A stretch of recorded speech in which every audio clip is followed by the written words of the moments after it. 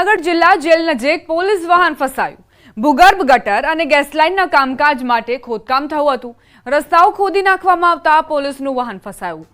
શહેરના રોડ રસ્તાની બિસ્માર હાલત, યોગ્ય રિપેરિંગ ન થતા વાહનો ફસાવાની અનેક ઘટના બની છે। અત્યાર સુધી નાગરિકોના વાહનો જ ફસાતા હતા, હવે પોલીસ વાહન પણ ફસાઈ ગયું।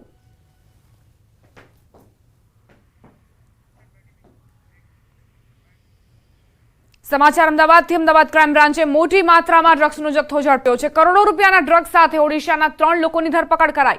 आश्रे 200 किलोथी वधु गांजो अने एमडी ड्रग्स सहित ड्रग्सनो जत्थो जप्त करायो छे।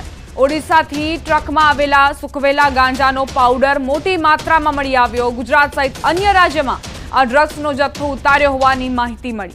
1100 किलो ड्रग्स ओडिशाथी ट्रकमां आवतो होवानी माहिती मळी हती। ड्रग्सनो जत्थो वटवा जीआईडीसीमां उतारवानो हतो। ड्रग्स क्यां क्यां उतारवामां आव्यो हतो तेनी तपास शरू करी देवाई छे। क्राइम ब्रांचे वधु तपास शरू करी छे।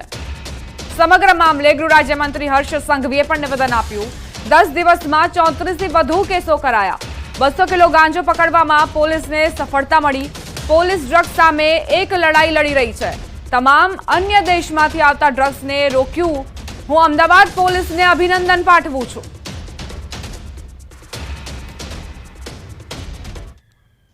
छेल्ला 10 दिवसमां 34 थी वधारे केसीस गुजरातना अलग अलग जिल्लाओमां करवामां आव्या छे। आजे हूँ अमदावाद शहर पोलीस कमिश्नर अने एमनी आखी टीमने, खास करीने अमदावाद क्राइम ब्रांचने हूँ खूब खूब अभिनंदन आपवा मांगु छुं। विजिलंट टीम द्वारा आ प्रकारनी माहितीओ पर रेग्युलर कामगीरी करवामां आवे छे। आजे 200 किलो गांजो पकड़ीने 3 मुख्य आरोपीने पकड़ीने खूब मोटी एक नेक्सस ने तोड़वामां अमदावाद क्राइम ब्रांच ने सफलता मळी छे। नीट परीक्षा कौभांड अंगे सीबीआईनी तपासनो धमधमाट। सीबीआईना फरी पंचमहालना गोधरामां धामा। કેટલાક વાલી વિદ્યાર્થીઓની પૂછપરછ થઈ શકે છે। તપાસમાં વધુ કેટલાક સ્થળની પણ તપાસ થઈ શકે છે। અગાઉ પકડેલા 6 પૈકી 5 આરોપીઓ સામે સ્પેશિયલ કોર્ટમાં ચાર્જશીટ રજૂ કરાય તેવી માહિતી। આરોપી તુષાર ભટ્ટ, विभोर आनंद, आरिफ वोरा, परशुराम रॉय और पुरुषोत्तम शर्मा की चार्जशीट रजू कराई। सीबीआई की टीम केस में समयांतरे गोधरानी मुलाकात लई रही है।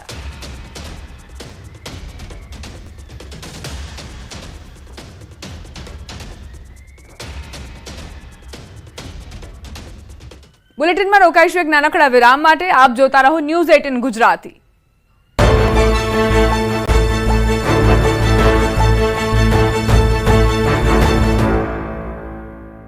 हाँ, मैच से पहले पहुंच। ગાંધીનગરના ગામડાઓમાં મેઘરાજાએ તોફાની સ્વરૂપ બતાવતા ગામડાઓ બેટમાં ફેરવાયા। ગામના રોડ પર ટ્રેક્ટર ડૂબી જાય એટલા પાણી ભરાયા। 3 થી વધુ ગામડાઓના હાલ બેહાલ થઈ ગયા છે। ગાંધીનગરના માણસાના ચરાડા ગામમાં પાણી ભરાયા। વરસાદ બંધ થયા બાદ 5 કલાક પછી પણ પાણી ઓસર્યા નથી। આજોલ લોદરા રોડ અને પાલડી દેલવાડા રોડ વચ્ચેથી ચરાડા ગામ પસાર થાય છે।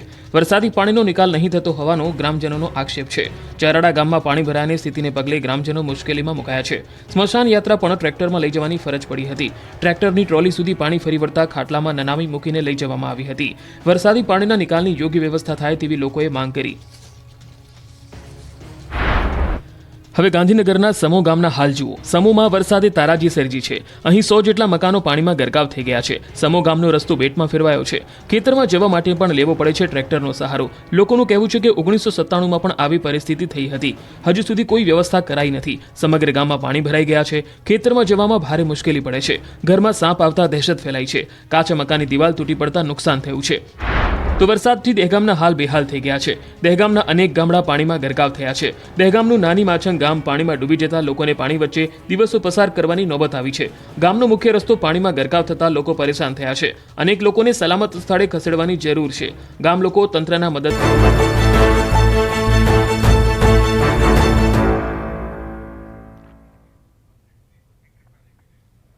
Welcome back. કચ્છથી સમાચાર। કચ્છમાં પઠાણી વ્યાજ ઉઘરાવી હાહાકાર મચાવનાર ત્રિપુટી સામે પોલીસે કડક કાર્યવાહી કરી છે। વ્યાજખોર લેડી માફિયા રિયા અને તેના ભાઈ બહેન સામે પોલીસે ગુજસટોક અંતર્ગત કાર્યવાહી કરી છે। ત્રણેય સામે અંજારમાં વ્યાજખોરી સહિતના અનેક ગુનાઓ નોંધાયેલા છે। જિલ્લામાં વ્યાજખોરી થકી આતંક મચાવનારા સામે કડક કાર્યવાહી કરાઈ છે। રિયા ગોસ્વામી, તેજસ ગોસ્વામી, આરતી ગોસ્વામી સામે ગુના દાખલ થયા છે। પૂર્વ કચ્છ પોલીસે પ્રજાના હિતને ધ્યાનમાં રાખીને કડક કાર્યવાહી કરી છે।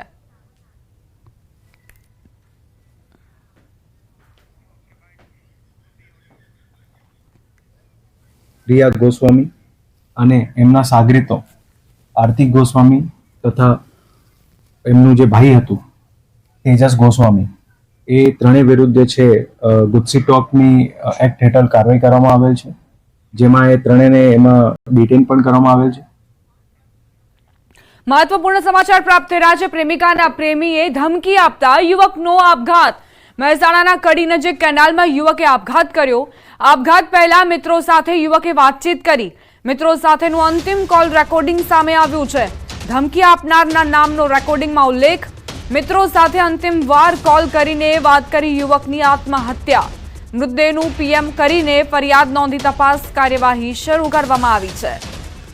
તો પ્રેમ સંબંધમાં યુવકે આત્મહત્યાનું પગલું ભર્યું.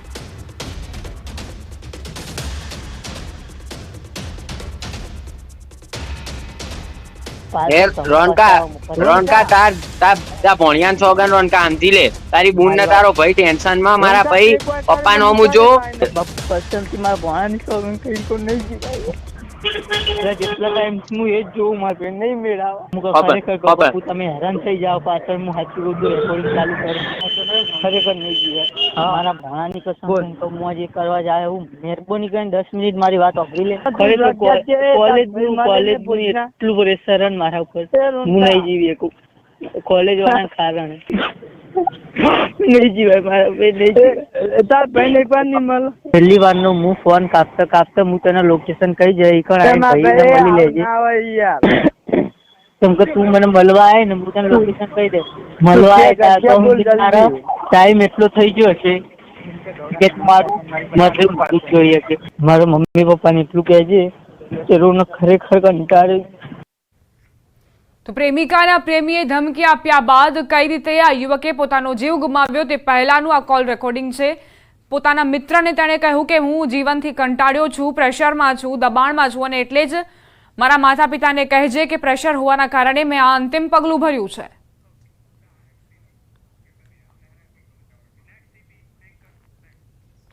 સમાચાર બનાસકાંઠાથી. પ્રેમ સંબંધમાં યુવકનો આપઘાત. ડીસા તાલુકાના ભોયાણ ગામે યુવકનો આપઘાત. ઝેરી પીણું પી યુવકે જીવન ટૂંકાવ્યું. આપઘાત પહેલા યુવકે વિડીયો બનાવીને પોતાની વેદના વ્યક્ત કરી. યુવકના પગલા પાછળ 4 લોકોને જવાબદાર ઠેરવ્યા. 1 વર્ષ પહેલા યુવતીના પરિવારજનોએ ફરિયાદ કરી હતી. યુવક વિરુદ્ધ પોક્સોની ફરિયાદ કરાઈ હતી. ફરિયાદ બાદ યુવકને જેલમાં અને યુવતીને નારી સંરક્ષણ ગૃહમાં મોકલાઈ હતી. યુવકનું પાલનપુરમાં સારવાર દરમિયાન મોત નીપજ્યું. પોલીસે યુવકે વિડીયોમાં ઉલ્લેખાયેલા 4 શખ્સોની અટકાયત કરી છે.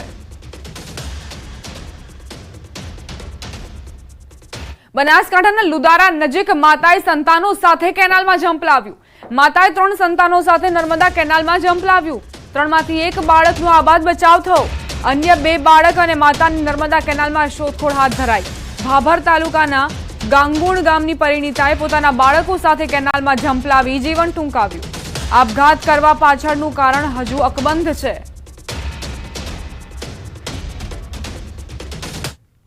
મુંબઈના માટુંગા પોલીસ સ્ટેશનના પીઆઈ વતી લાંચ લેતો એક વચેટિયો રાજકોટથી પકડાયો. ₹10 લાખની લાંચ લેતા આ વચેટિયાને રેસકોર્સ ખાતે આવેલી ટી પોસ્ટ નામની દુકાનમાંથી એસીબીએ છટકું ગોઠવીને ઝડપ્યો છે. જયમીન સાવલિયા નામના વચેટિયાને પોલીસે પકડી પાડ્યો. માટુંગાના પોલીસ ઇન્સ્પેક્ટર દિગંબર પાગરવતી તેણે લાંચ લીધી હતી. માટુંગા પોલીસ સ્ટેશનમાં નોંધાયેલી ફરિયાદ અંગે ફરિયાદીને હેરાન નહીં કરવા માંગી હતી લાંચ.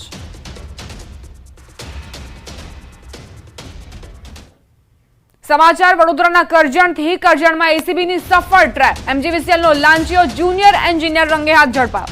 નવું વીજ કનેક્શન બાદ ટ્રાન્સફોર્મર જગ્યા પર મુકાવવા માટે લાંચ માંગી હતી. એસીબીને ફરિયાદ મળતા છટકું ગોઠવ્યું. લાંચિયા અધિકારીને ₹10,000ની લાંચ સાથે ઝડપી પાડવામાં આવ્યો છે.